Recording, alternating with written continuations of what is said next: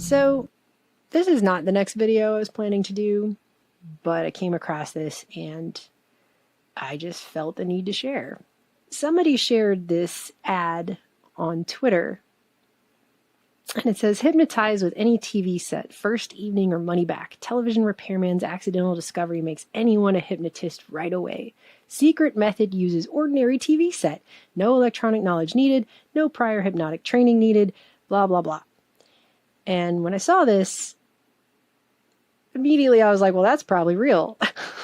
And then obviously the more skeptical, logical part of myself took over and said, you should probably verify that that's not pop art or some other made up thing. And so I went to the newspaper archives to try to find this ad. And I started my search in the 40s when TV first became a thing, and kind of set the search to the 40s and 50s to start. And I did not find this ad anywhere, although I did find it later. It actually came out of a comic book. So there you go. It came out of a comic book, but not even the point.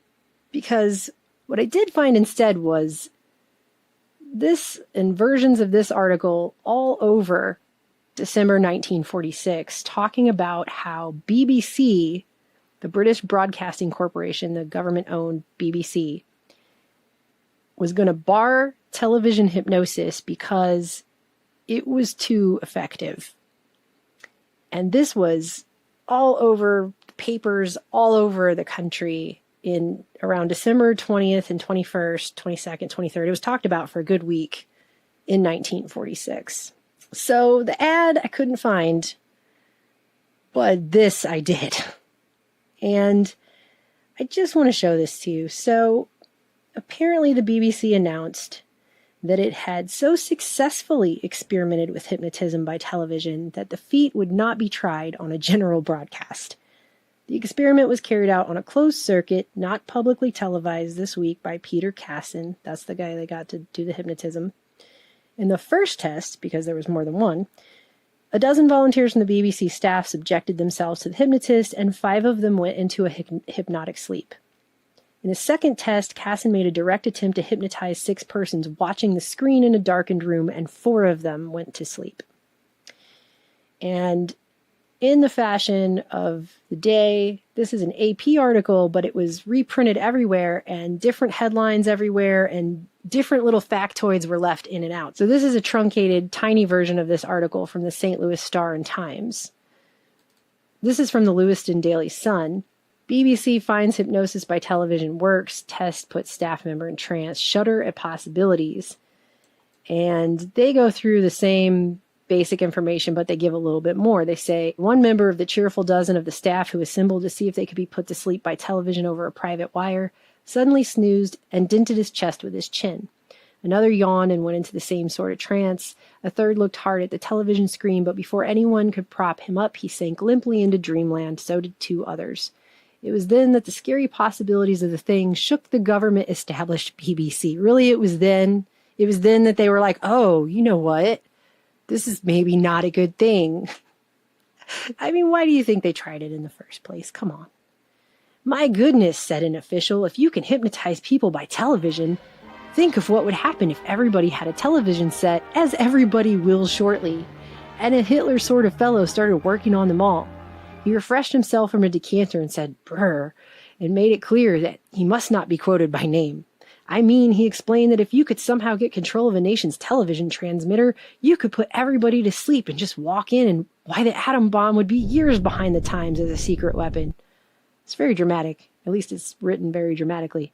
Hitler seemed to do it without television, but suppose some other country, M dash, ... Seriously, though, he said, because of the success of this experiment, BBC was afraid of the consequences of hypnotizing viewers who might not have anyone at hand to wake them up. Because it goes on to talk about how this Casson guy, the hypnotist, he had to wake some of these people up personally because they would not be roused by other people. Walking, eating, driving, or engaging in other activities while asleep without remembering it the next day have been reported. Abnormal behaviors may include aggressiveness, agitation, hallucinations, or confusion.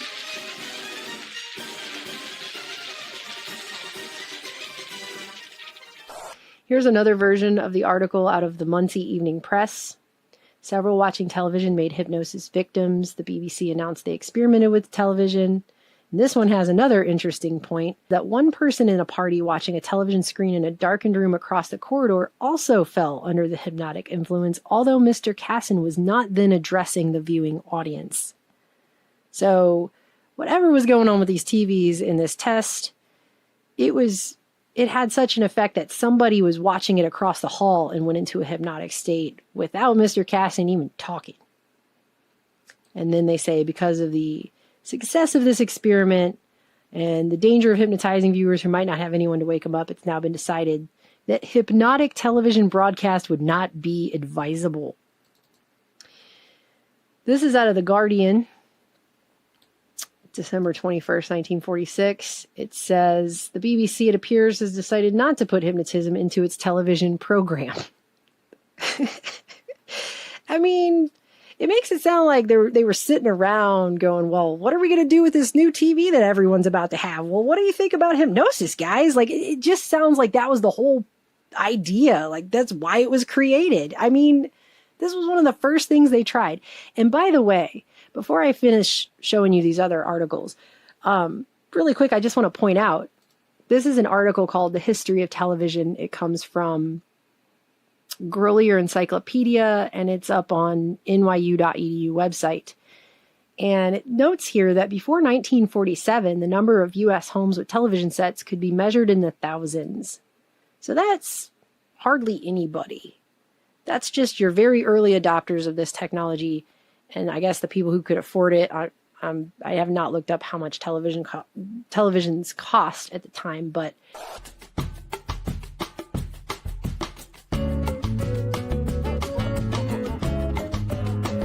not very many people had a TV before 1947. And in fact, this article goes on to say full-scale commercial television broadcasting did not begin in the United States until 1947. So in 1946, hardly anyone had a television. And that is when they were doing these experiments. So this version of the article goes on to say that the experiments were too successful. And it says, before anybody gaily protests that BBC officers are notoriously half asleep already or complains that its television staff must be so overworked that it drops off on the slightest provocation, let it be agreed that drowsiness is easily fostered by the effect of a rhythmic pattern on the eye. Even a windscreen wiper will do it, as drivers of motor cars know to their annoyance. Add a readiness to relax in the soothing voice of the hypnotist, and the rest is a recognized psychological process. Just how far the instructions of the hypnotist can then influence the dream or actions of the sleeper depends on the degree of hypnosis and the receptivity of the subject. It would certainly be well not to introduce such experiments into a television program. In the first place, it's no part of the BBC's business to send its customers to sleep. In the second, it would almost certainly be accused by someone of having seized the chance to pour the leprous distillment of communism or fascism into the helpless sleeper's ear. So everybody was thinking about the power of this technology and what it could do. And this comes out of the Sioux City Journal. It's their version of it. But they follow it up with a danger admitted here in the U.S. They follow it up by saying the National Broadcasting Company's television vice president, John F. Royal, agreed Friday with British experimenters that hypnotism by television would be dangerous and said the network would keep off the air any performer who might exert undue influence by hypnotic means. Many well-known hypnotists, he said, have offered their services to television, but all such offers have been turned down. Television's ability to capture the attention of its audience is so strong that we feel hypnotism could be potentially a very dangerous and risky thing, Royal said. And following the publication of this, you had newspapers all over the place making jokes about how, shucks, millions of people are already hypnotized by radio, never mind television, they have to be, or they wouldn't sit and listen to all these commercials. Ha ha ha, so funny. And I also wanted to point out that some of them referred to it as hypnotized by radio, even though, like this headline from the Examiner says hypnotized by radio and then says hypnotism by television has been tried on a closed circuit, blah, blah, blah. So then I started to wonder how many other articles of this were put up that were about being hypnotized by radio that were under this same headline to see if there was any further information. And what I came back with actually was that in 1927, they were putting on hypnotic radio shows to see what would happen with hypnotism over actual radio. So here's an appearance by a mystic named Vishnu, and Zenith Radio is promoting it, about how they were going to have a live hypnotism show at the Capitol Theater. And this was January 18th, 1927.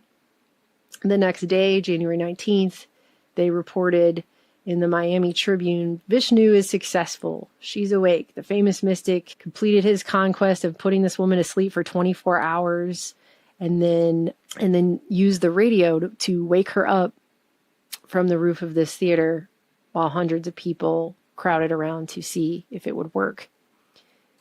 A couple of months later in March, and this is out of the Daily Herald,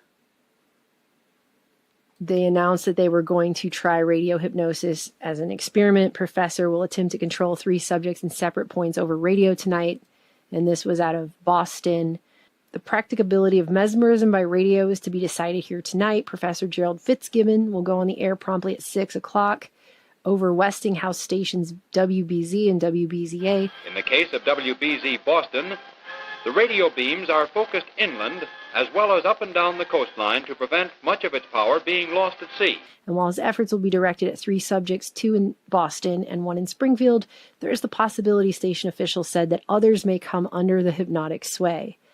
It says within 2 minutes, the 3 will be in a mesmeric state. Professor Fitzgibbon predicted they will be made to laugh, cry, enter a state of catalepsy, permit 2 full-grown men to stand on their rigid bodies, and then commanded to write surrender. They will return to a normal condition.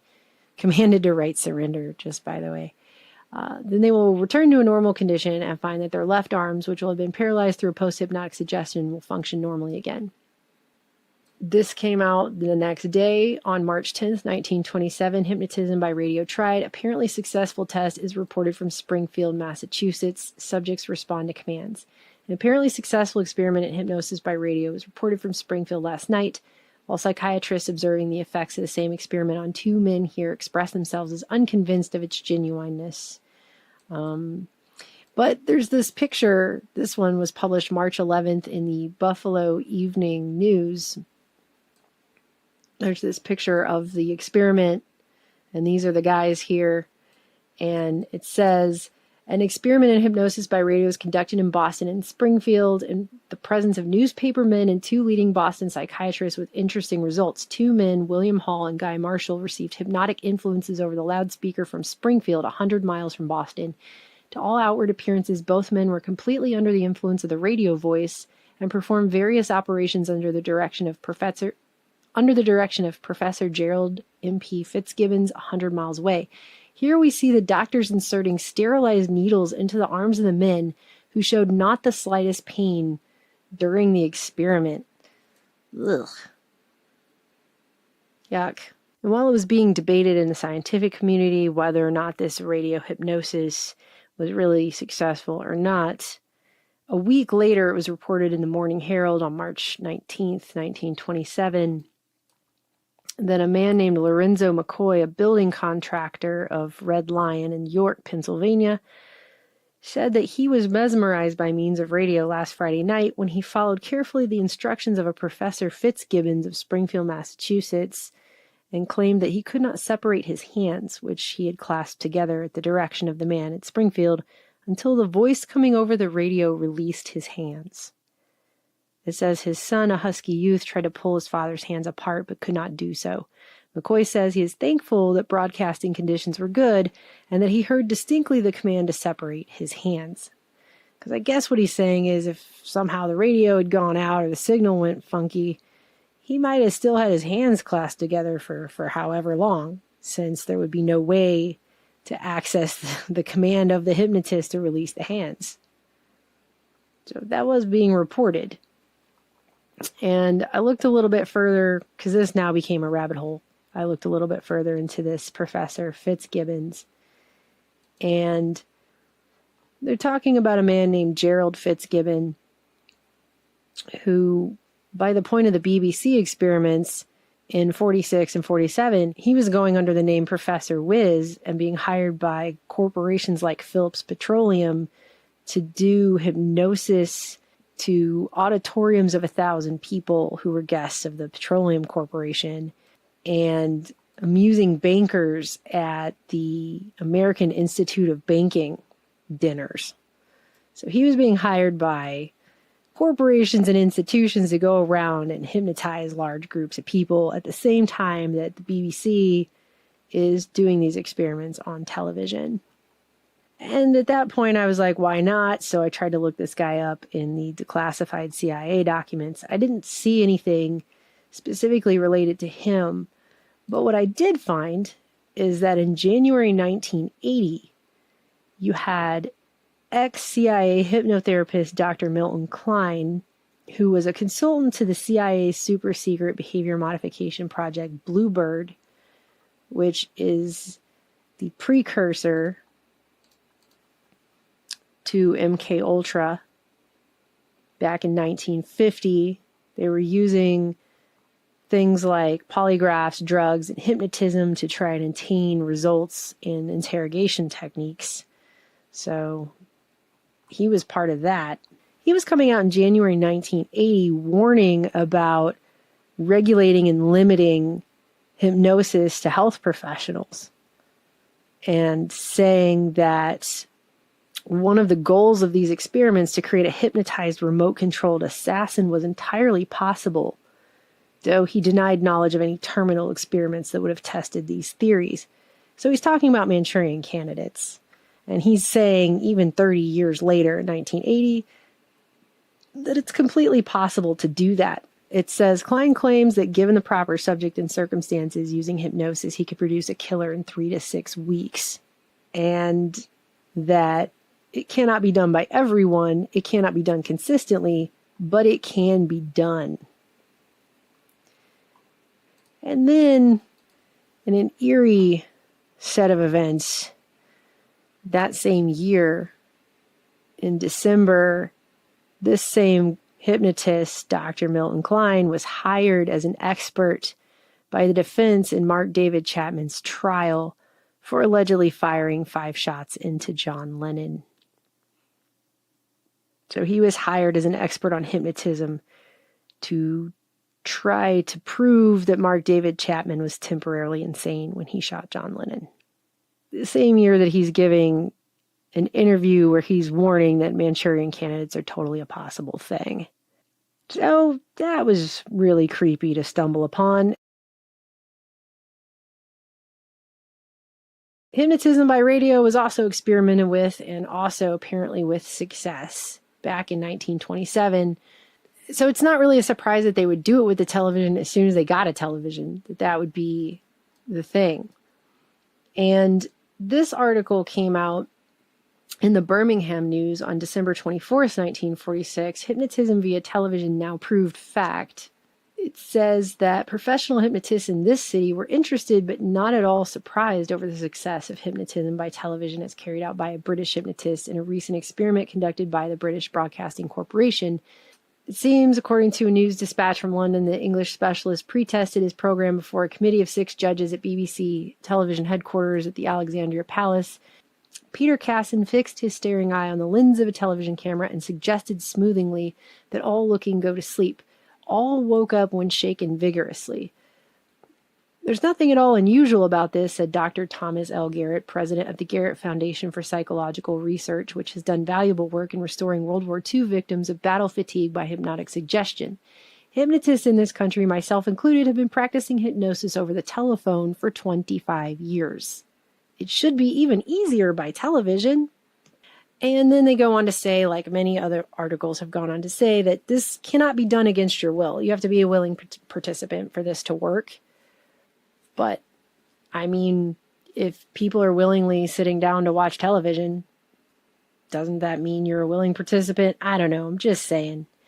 I think the point of this is really just to show that television was not even a thing yet that was widely had by the majority of the population. And one of the first things they were doing with it was to see how effectively it could be used to hypnotize people. and thinking about all of the possibilities of that technology being used in that way. And just for the record, here's this Hypnotize with Any TV Set ad. It's up on Wikipedia Commons, and it states down here that it comes from The Amazing Spider-Man, which was published in 1973. So, and we've talked about this before on this channel over the years, about flicker rates and alpha states and what happens to your subconscious mind. Adds up with this video. Recently, I was looking through some congressional subcommittee hearings, like you do, and apparently they held one on subliminal communication technology, which was held in the year 1984 of all years, and put into the record was a Southern California Law Review document that mentioned several very interesting points. First, it notes that according to previously classified documents, the CIA was testing subliminal manipulation in movie theaters during the late 50s, and in a document on these studies speculated that subliminal projection can be utilized in such a way as to feature a visual suggestion such as obeyed, deleted.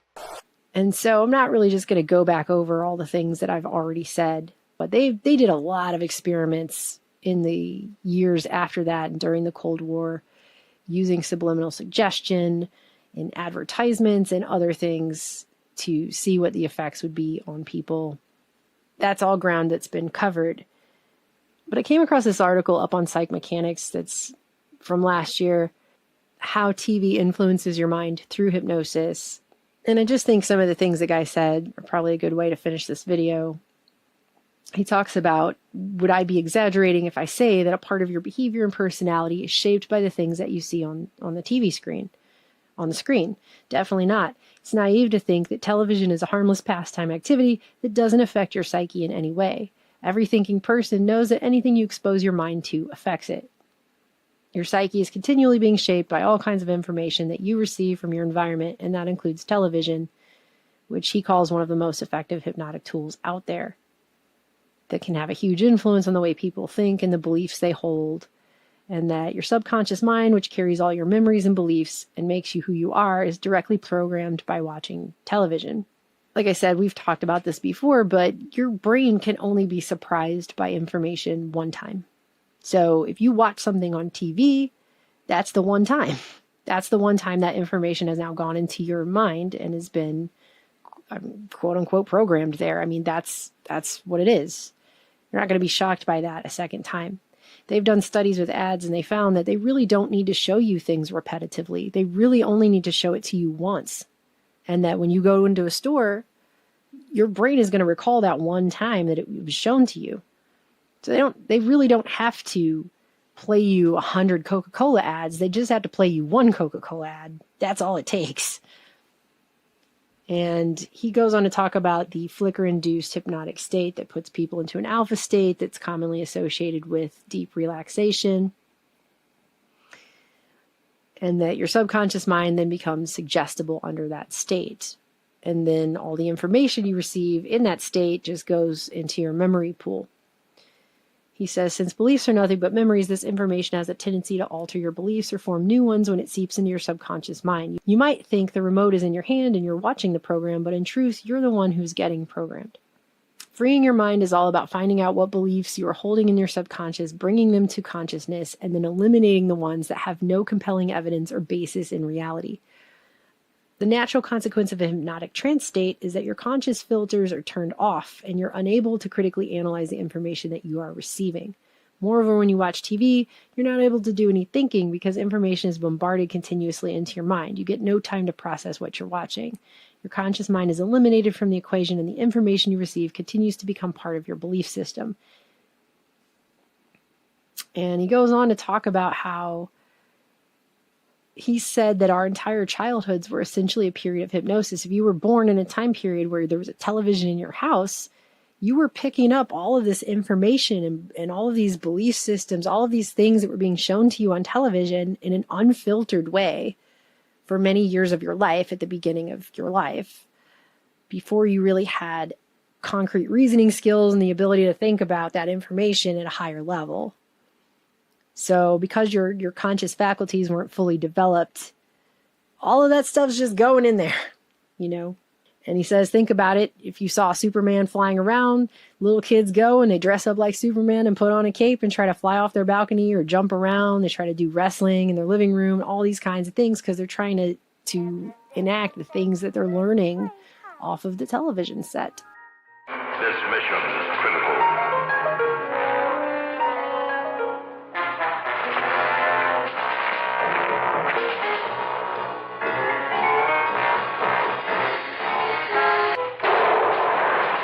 This is a most unusual weapon.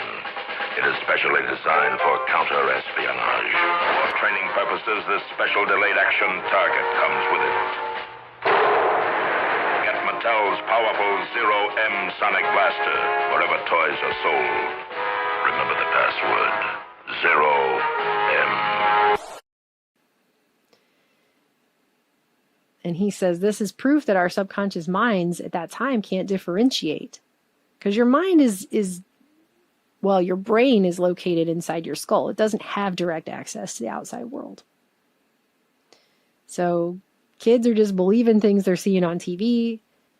A lot of kids at age probably 4 and 5 aren't sitting around consciously watching television, critically analyzing what they're seeing, and then going, well, that's a TV, so I got to take this all with a grain of salt, if they even know the phrase grain of salt. And I just think it's an important point to remind people of. You know, because it's 2022 now. We've just been through 2 years of hell, global hell, a lot of us. And when you go out in public, or at least when I do, I'm seeing some people who are walking around right now and they basically look like they are in a trance. They're walking around in a state of trauma. They look traumatized. Hello, I'm Tab Hunter. Did you know that mental illness claims more victims than any other disease? That's right. They look scared to even be in public at all. They look afraid to even exist as they're walking around. And I can only imagine what they've been putting into their mind and their subconscious all day long before they get to a point where they're out at the store walking around like that, looking like they have been traumatized. And whatever reality they're existing in with that, I'm not in that reality. And when I see them, I can clearly see that, you know, whatever you want to call it, the multiverse, whatever word you'd like to use, you can see the concepts playing out, because I'm not walking around like that. Whatever's been put into their conscious and subconscious mind is causing that response.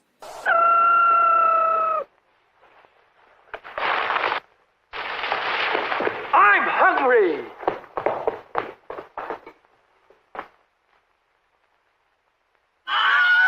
Is not actually happening in the world around them that I can see. You know, it's as if, I mean, it's kind of like watching one of those horror films where somebody is depicted as being possessed and they're walking around seeing all kinds of scary demons and monsters and stuff, and they're freaking out, and everyone around them is just looking at them like, what the hell's wrong with Jennifer? Is she on a bad trip? Like, what is happening? And I kind of wish I could just go up and hug these people, because they really do look hurt. They looked harmed. They really do look harmed. And I don't think it's a stunning revelation for most of you when I say that the British Broadcasting Corporation has a long and very cozy, very friendly relationship with the U.S. Central Intelligence Agency. There were so many documents in the declassified database featuring the phrase British Broadcasting Corporation. And I don't just mean articles, letters and memos, memorandums, etc., etc. There were so many things in there. It would take hours and hours for somebody to go through them all.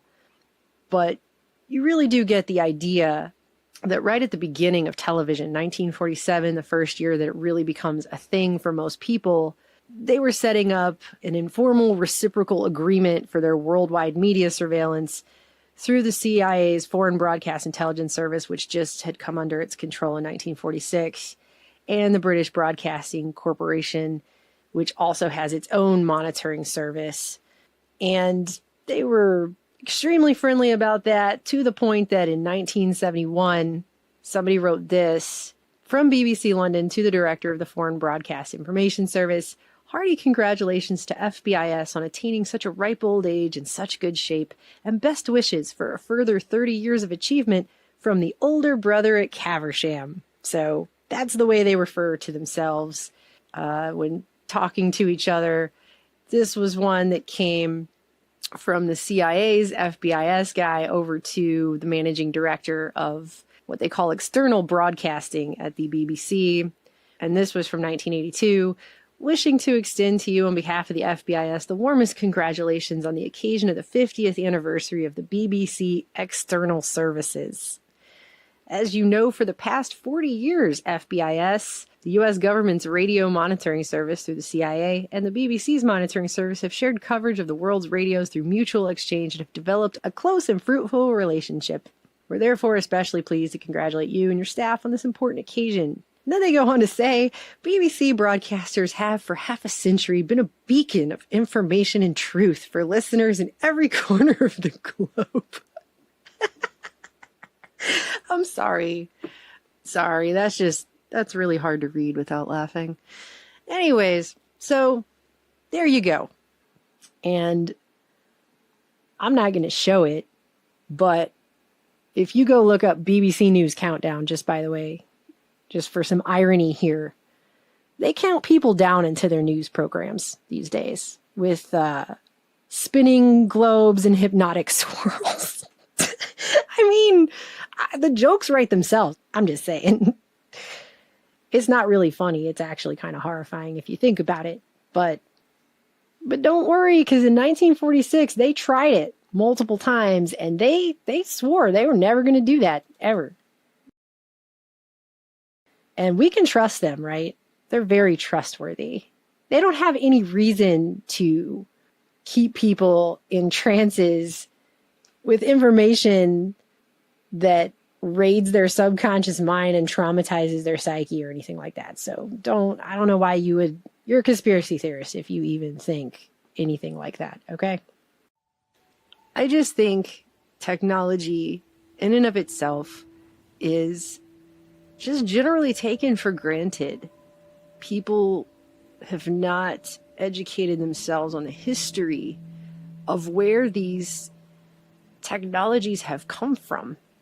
These are military products, television, the internet, computers, all of it, okay? And I'm not saying throw the baby out with the bathwater, but there's a big difference between consciously, critically taking in and analyzing information and just sitting on a couch,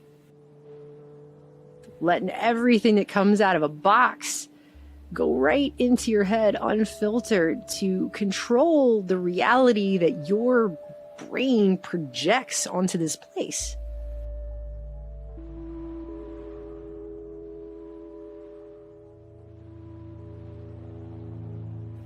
I actually was reading a different article altogether. It was about the atom, and it ended with, "It's a wonderful and dangerous world in which we live today, thanks to science. The danger enters by reason of the fact, as stated above, the creations of science do not have a conscience. Man must supply that."